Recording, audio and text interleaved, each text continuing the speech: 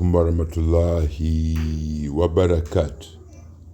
Dear humanity, today we are looking at healthy issues for young men and women. And in the discussion we are going to look at, or the question is, whose responsibility is it to make sure that you are healthy, you are in good health? My simple answer to that question, to young men and women, is that you are responsible as an individual. You are responsible more than, if we had to put it at a percentage of the responsibility you have, you as an individual, as a young man, as a young girl out there, you are responsible for your health.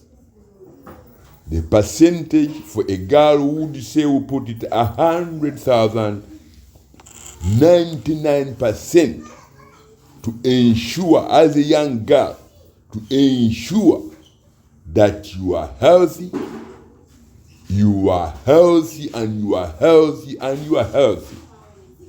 The percentage to boys, also we put it in the range of something like 700 to 800,000, 99%.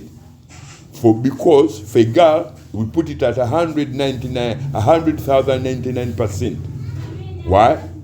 Girls are responsible for carrying the womb and looking after the babies and so many. They are responsible for quite a chunk of making that their health, their well-being is in good health, as well as the children that they carry. And for boys too. And that responsibility of girls, the percentage moves, goes higher as long as the girl keeps producing children. But this, whatever responsibility of ensuring that you are healthy, you are in very good health, starts at the responsibility has to be installed, has to be put in the girl child at a very young age. First of all, you have to input these responsibilities to make sure that these girls are not exposed to cultures that are cultures which are cultures, or society, to cultures which allow a girl to expose her beauty and dignity to temptations of what we call recklessness. You have to be responsible. You are responsible as a girl from the age as little as 8 years old to understand that you are responsible. Because I'm saying this from a Muslim perspective, an Islamic perspective, a spiritual guidance, but an Islamic guidance. In Islam, it is required of every one of you individual to ensure that you adhere to the holy divine laws that governs human beings, to the holy divine laws that governs human bodies. With that, the reason why we are talking about young men and women is because of the dangers that are lacking in the open world. The dangers which are lacking in the open world. In countries where Islam is not a part of, is not considered as the first religion, in countries in the sub-Saharan Africa, countries like Kenya, Uganda, Rwanda, Burundi, Tanzania, Zambia, Malawi, Zimbabwe, all the way to South Africa. These are countries which have a belief that Islam is not a part of their religion, not a part of their life.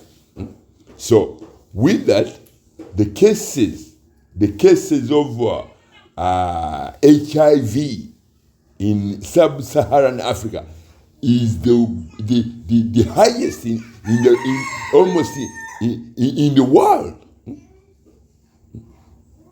The reason why I'm saying these things is that because countries which have a notion that their first religion is not Islam, they are more exposed to dangers of deadly diseases. In one of those deadly diseases is HIV/AIDS. HIV/AIDS is one of the deadliest threat to humanity, to young men and women in what we call the open world of today. In the open world of today. In countries, as I said, in countries like south of the sub-Saharan Africa, those countries are countries which say Islam is not a part of their way of life. Whereas in countries like in West Africa, there's some countries like Nigeria, there's some cases of whatever in those countries, because they are part of it is Christianity, part of it is whatever and whatever. But in countries which are vehemently say that they are not Muslims, these are countries which have been decimated and destroyed by the deadly disease of AIDS. And with AIDS, because these are countries which say with their population say we are not Muslims. The effects of diseases which arises from alcohol, they are also very common in these countries. Diseases like hepatitis.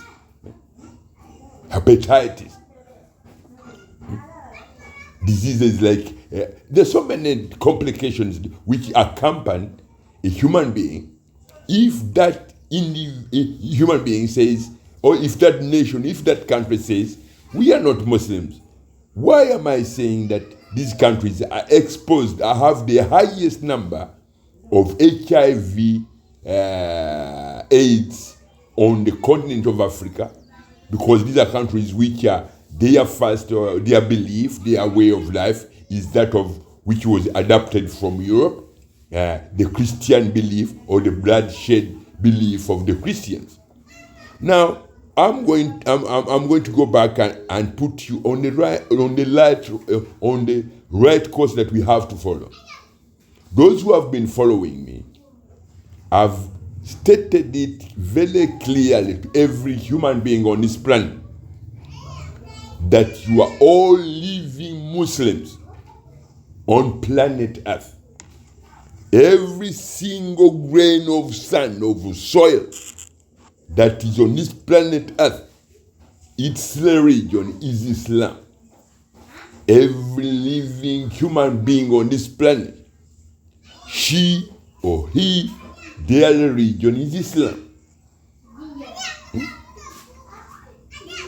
The sun in the sky, the sun that brings light every single day, this is the region of that celestial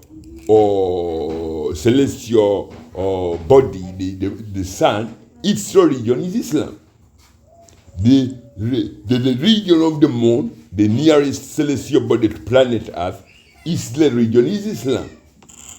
The religion of mother planet Earth, her religion is Islam. The religion of every drop of water on planet Earth, the religion of every drop of water that is consumed by human beings and all other creations, the religion of water is Islam. The religion of every plant that you've ever used or eaten as food, the religion of those plants is Islam. So it is your responsibility as a young man or a young girl to understand that being a Muslim, you have to adhere to the holy divine laws which we are laid down by the most holy, glorified, almighty Allah. And those divine holy laws, some of them are guides and commands and prohibits. For instance, there is a law which prohibits men and women in what we call adultery or casual sex. Adultery, casual sex. These are adultery is casual sex, and through that adultery, many diseases can cross from one human to the other at a very, very high speed. And if some of these people who say that they are not Muslims, the people, even Muslims, if you say you're Muslim and you engage in any adultery practices, you end up contracting diseases. But now we are looking at the issue of HIV and AIDS on the continent of Africa, and why it is the responsibility of every younger boy and girl under the age of from 8 years old to 20 years that it's commanded of you, my young children, not to engage in any act of irresponsibility, in any act of adultery. Adultery is when you engage in what we call casual sex practices. Today, you go in those countries where you hear that the cases of HIV, AIDS are very high in sub-Saharan Africa. These are countries which allow their children to engage in alcohol abuse, alcohol misuse, because their law their laws in Christianity, if they go to the church, part of the ritual that they do when they are doing their prayers is they give them a kind of alcohol in the church. Yeah? So if a girl under the age of 8 is given alcohol while she went to do prayers in the church, by the time she's 15 or whatever, she knows that alcohol is allowed. Whereas in holy law, holy divine law laid down by Allah, Allah has prohibited human beings from the consumption of alcohol. Because when Allah created the human body does not have the mechanisms. The human body does not know how to remove alcohol toxin elements from the human body.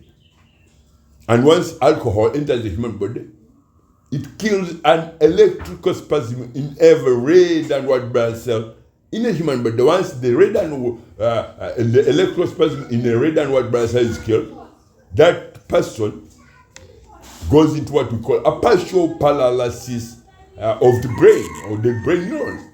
Once a person is under the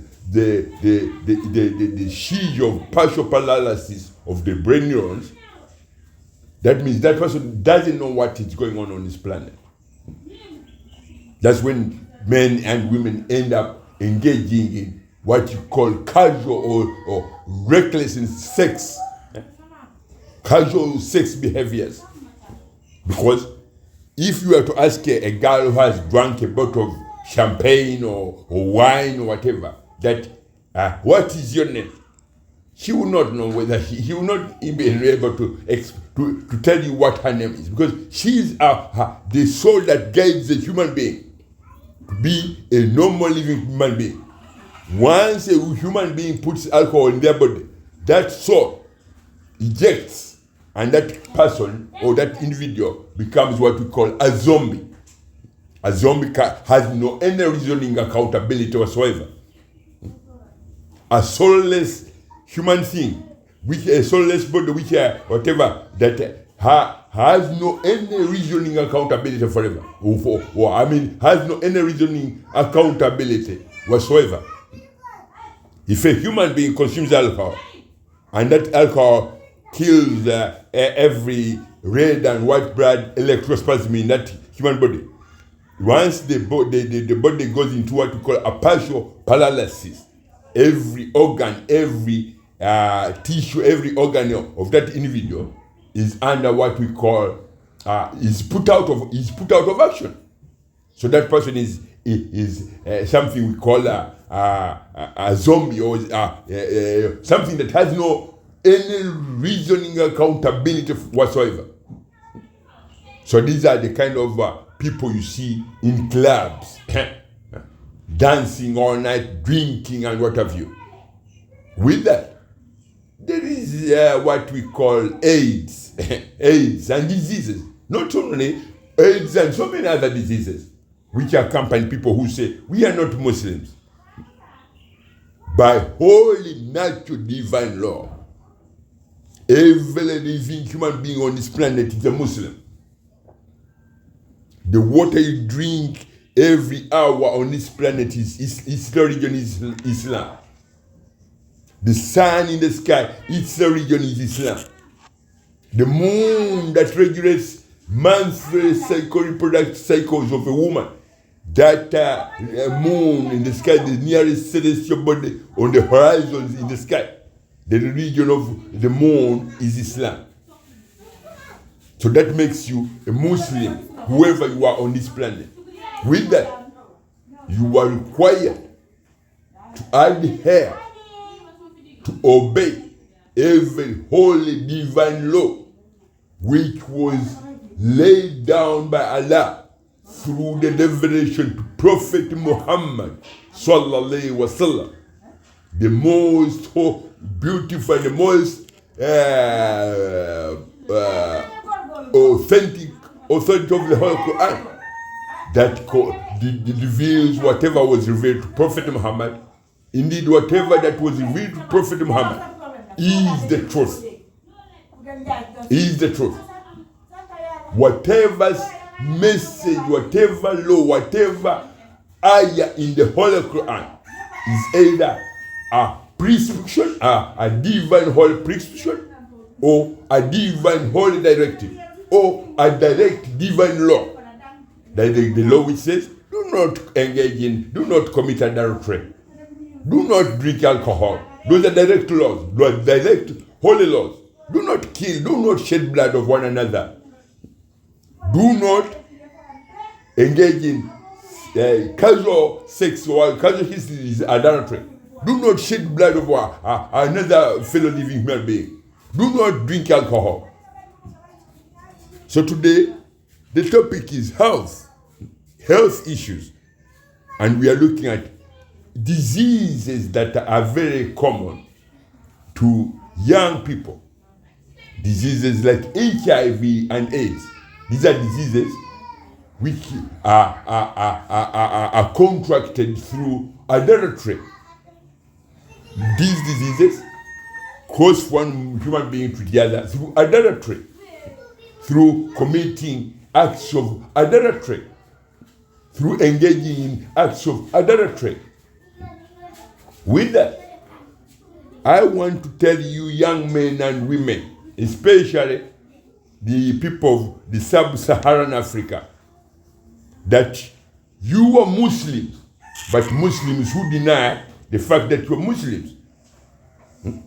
You adopted a belief which tells you can consume alcohol, and once you consume alcohol, you are out of your head. You are out of your mind. Anybody can do anything as they wish with your body. And you yourself, because you're the soul that guides you, will be out of you. Any man can easily do whatever, whatever. So, I'm telling you today, my fellow Africans, you are all living Muslims on planet Earth.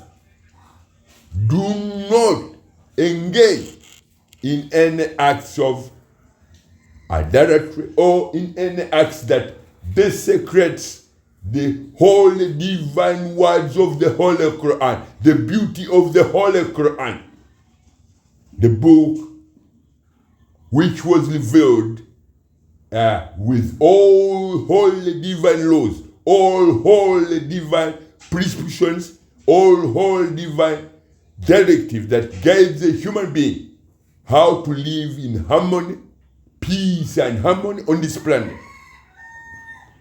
Those who say otherwise, the people who say they are Christians, they are open to abuse, either from when they drink alcohol or when they engage in acts of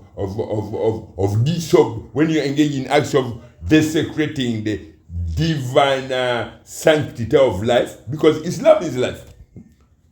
Life is a religion. Life is a religion, and that most holy, beautiful religion is Islam. Is the religion from which every beautiful child baby is born. Once you say, yeah, I'm not a Muslim, nature says, oh, you deny the fact that you deny the fact you are denying life.